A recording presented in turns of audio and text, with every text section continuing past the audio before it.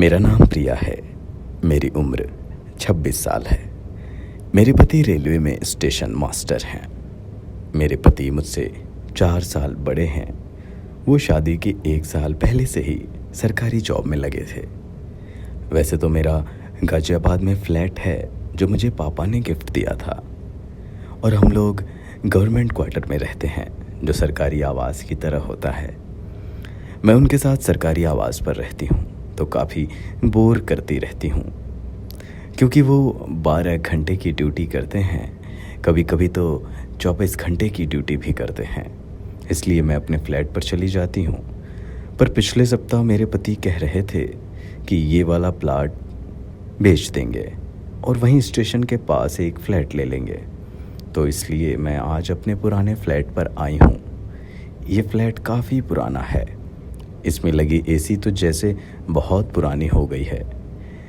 मेरे हस्बैंड थोड़ा पुराने ख्यालात के हैं, तो वो मेरी तरफ ज़्यादा ध्यान ना देकर अपनी जॉब पर ही पूरा ध्यान लगाते हैं। मैं भी उनसे कुछ बोल नहीं पाती, लेकिन मैं नए ख्यालात की हूँ तो मुझे घूमना फिरना, मूवी देखना, ये सब बहुत अच्छा लगता है। कई बार मन में किया कि कोई फ्रेंड बना लूँ ताकि मन लगा रहे, लेकिन अभी तक कोई ऐसा इंसान टकराया ही नहीं। आज दोपहर को मैं अपने फ्लैट पर आई हूँ तो मैंने देखा कि वहाँ पर रखा फ्रिज भी काफ़ी डैमेज था और तीनों ऐसे एकदम बदलने लायक हो गए थे। तो मैंने झटपट पड़ोसी से बात करके वहाँ के कबाड़ी का नंबर लिया और उसको बुला लिया। अगले 2 घंटे में एक कबाड़ी वाला आया तो मैंने उसको फ्रिज और दोनों एसी बेचने को बोला। मैं तंग रह गई कि उसने तीनों चीज़ों के 12,000 लगाए।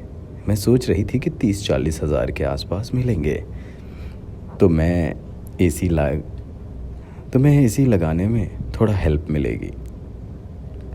पर 12,000 से ऊपर देने को वो तैयार ही नहीं था। मैंने उसे मना कर दिया, जाओ मुझे नहीं बेचना। कबाड़ी चला गया। मैं वापस आकर थोड़ा सा मायूस में बैठ गई। ज़्यादातर पतीत से दूर रहती थी तो कामोवेशना की चाहत भी रहती थी, और दूसरा फ्लैट को बेचने का और वहाँ का सामान बेचना और दूसरी जगह शिफ्ट करना, ये सारी जिम्मेदारी थी। इसमें काफ़ी थक रही थी मैं। तभी मैंने नीचे गार्डन में टहल रही थी, किसी ने बताया कि एक और कबाड़ी वाला है, वो अच्छे रेट लगाकर ले लेगा, एक बार उससे भी बात करके देख लो। मैंने सोचा कि चलो एक बार उससे भी बात कर लेती हूँ, और बस जो रेट लेगा उसको उसी रेट में दे दूँगी। फिर भी पुराना सामान हटेगा तभी तो नया सामान आए। अचानक नीचे कॉल बेल बजी। मैंने जाकर गेट खोला तो देखा एक कबाड़ी वाला खड़ा था। मैंने उसको वही बात बताई तो उसने 25,000 रेट लगाया। मैं खुश थी, चलो इसने रेट अच्छा लगाया है। लेकिन मैंने देखा वो कबाड़ी वाला थोड़ा अभी नौजवान था, दिखने में एकदम हैंडसम, कोट पैंट में था, जैसे कोई रईस ज़्यादा हो, एकदम बॉडी भी बना रखी थी। मैंने उसको पूछ डाला कि क्या बात है, आपने रेट अच्छा लगाया, पिछला कबाड़ी तो 12,000 ही दे रहा था। वो मुस्कुराया। मैं दंग रह गई कि वो मेरी बात पर क्यों मुस्कुरा रहा है। मैं समझ गई कि शायद मेरी तरफ देख रहा था, क्योंकि मैं घर पर थी तो मैं नाइटी में थी।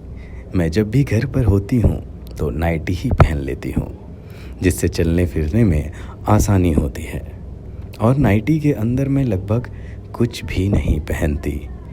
नाइटी की पहनने की वजह से मेरे दोनों फुलोनों आपस में टकरा रहे थे, और ज़रा सा भी झुकती तो आधे आधे बाहर दिखने लगते।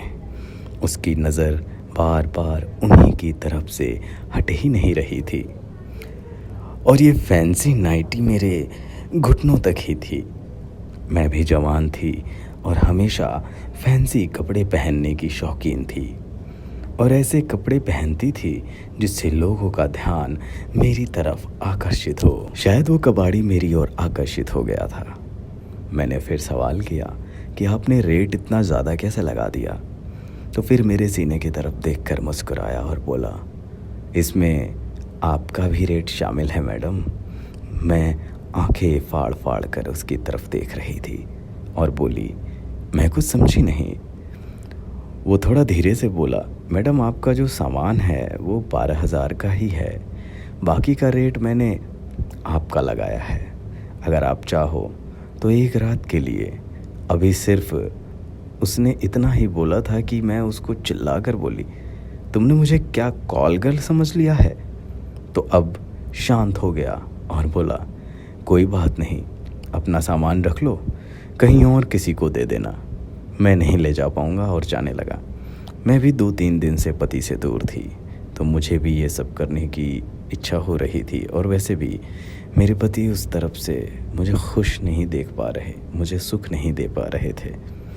जैसे इस ज़माने में लोग रोमांटिक हो जाते हैं। मैंने कबाड़ी का ये सौदा घाटे का नहीं समझा और बोला, ठीक है, आपकी डील मंजूर है। अभी हम दोनों की ये बात ड्राइंग रूम में ही हो रही थी, तो मैंने उसको बेडरूम की तरफ इशारा किया, तो हमारे पीछे पीछे आ गया। उसकी यह बात मेरे दिल में इस कदर बैठ गई थी कि मैं उसके बॉडी के साथ हम बिस्तर होने के लिए तैयार हो गई थी, और बेडरूम में जाते ही मैं लेट गई, जैसे मैं कोई बहुत बड़ा काम करने जा रही हूँ। बेडरूम में आते ही कबाड़ी वाले ने कोट पैंट निकाल कर खूंटी पर टांग दिया। अब वो सिर्फ निक्कर में था और मैं भी केवल नाइटी में, तो मुझे भी ज़्यादा वक्त नहीं लगा और मैं भी सुंदर दिखने लगी। वो वहीं पास में आकर बाजू में बैठ गया और मेरे गुब्बारे किसी आम की तरह दबा दबा कर चेक करने लगा। मुझे अजीब आनंद आने लगा। मैंने उसको गले लगा लिया और अपनी ओर खींच लिया। कुछ पल बाद उसने अपना भी रिमोट निकाल कर मेरी टीवी पर लगाने लगा, तो मैंने थोड़ी सी चीख के साथ शांत हो गई, क्योंकि उसने पूरी ताकत से साइकिल चला दी थी।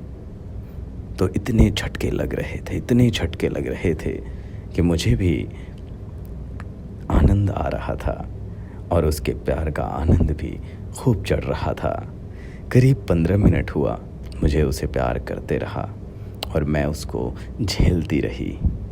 उसके बाद वो हंसते हुए उठा और साइड में रखी पानी की बोतल पूरी गटक गया। मैंने भी उठकर अपने कपड़े ठीक किए और बाथरूम में घुस गई। मैंने शावर खोला और उसे अच्छे तरीके से अपना सब कुछ धोया और करीब 10 मिनट तक नहाती रही। उसके प्यार में मेरा शरीर इतना गर्म हो गया था कि जैसे आग चल रही हो। मैंने अपने दोनों गुब्बारे मल कर धोते और नीचे हाथ डालकर साबुन से धोती रही और आसपास में रखे तौलिए से पूरा बदन साफ किया और तौलिया लपेटकर बाहर निकली। तभी का कबाड़ी वाला 24,000 कैश की गड्डी मेरे सामने रख दी और बोला, कल आकर मैं ये तीनों सामान उठा ले जाऊंगा। अगर और भी आपको मेरी ज़रूरत पड़े तो बेशक फ़ोन कर लेना।